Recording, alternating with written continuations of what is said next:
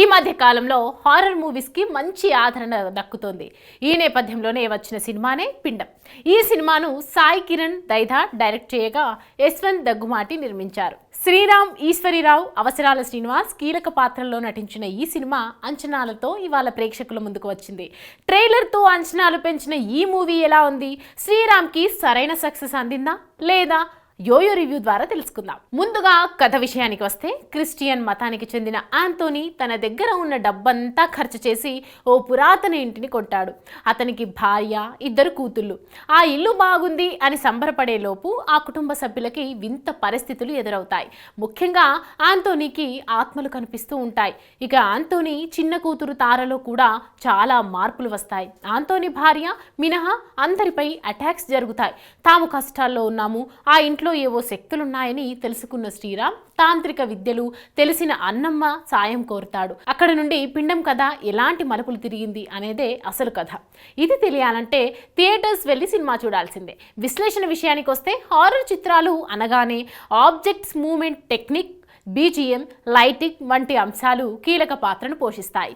కథ రివీల్ కానంత వరకు ఆడియన్స్ను ఈ ఎలిమెంట్స్తోనే ఎంగేజ్ చేయాల్సి ఉంటుంది.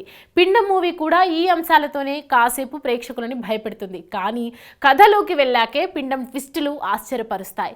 కథ పాతదే అయినా కొత్తగా చూపించారు. పిండం సినిమాని మరో లెవెల్కి తీసుకెళ్లిన అంశాల్లో సినిమాటోగ్రాఫర్ది ప్రధాన పాత్ర. సతీష్ మనోహర్ ఈ విషయంలో 100కి 100% న్యాయం చేశారు. ఇక మ్యూజిక్ అందించిన కృష్ణ, సౌరభ్ను మెచ్చుకోకుండా ఉండలేము.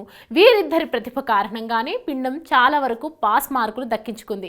ఇక ఎడిటర్ శిరీష్ ప్రసాద్ వర్క్ పెద్దగా ఆకట్టుకోదు. చివరగా సాయి కిరణ్ దైదా కథకుడిగా తేలిపోయాడు. కానీ దర్శకుడిగా మాత్రం మంచి స్పార్క్ కనిపిస్తోంది. హారర్ మూవీ తీయాలనుకున్న సాయి కిరణ్ కథపై ఇంకాస్త శ్రద్ధ పెట్టుంటే బాగుండేది. పిండం సినిమాకి మేజర్ అసెట్ అన్నమ్మ పాత్రలో నటించిన ఈశ్వరీరావు చాలా రోజుల తర్వాత ఆమెకి మంచి పాత్ర దొరికింది. దీంతో ఝాన్సీ ఆ క్యారెక్టర్లో చెలరేగిపోయింది. ఇక హీరో శ్రీరామ్ కూడా కథకి ఏమి కావాలో అంతవరకే నటించి మెప్పించాడు. అవసరాల శ్రీనివాస్ క్యారెక్టర్కి అంతగా స్కోప్ లేకుండా పోయింది. ఇక తార క్యారెక్టర్లో నటించిన చిన్న పాప మూవీకి ప్రాణం పోసింది అని చెప్పడంలో ఎలాంటి అతిశయోక్తి లేదు.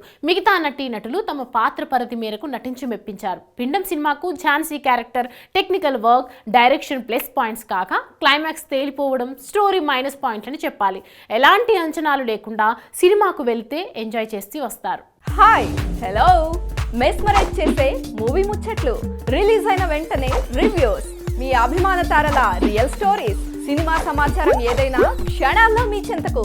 మరింకెందుకు ఆలస్యం, యోయో సినీ టాకీస్ ని సబ్స్క్రైబ్ చేసుకోండి.